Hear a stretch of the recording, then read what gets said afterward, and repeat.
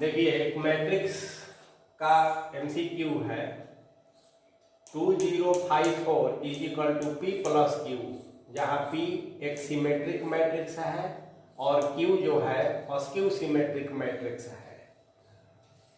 यानी कि P dash यानी कि ट्रांसपोज ऑफ पी पी ही होगा और क्यू डैश यानी कि transpose of Q minus Q होगा। तो क्यू का मान क्या होगा?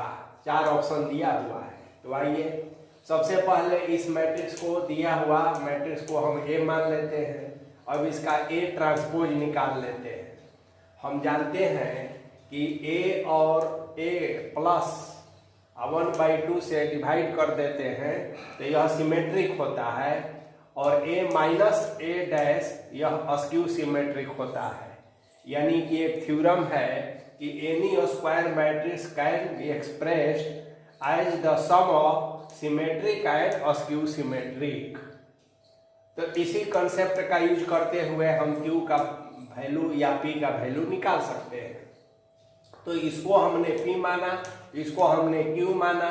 चूंकि हमसे क्यू पूछा गया है तो half A minus A dash, तो 1/2 कर देंगे। ए जो दिया हुआ मैट्रिक्स है और ए डैश जो उसका ट्रांसपोज आपने निकाला है।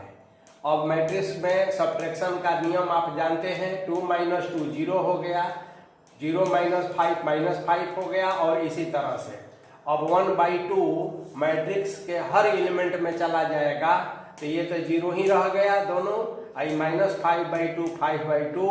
तो ऑप्शन बी जो है करेक्ट है।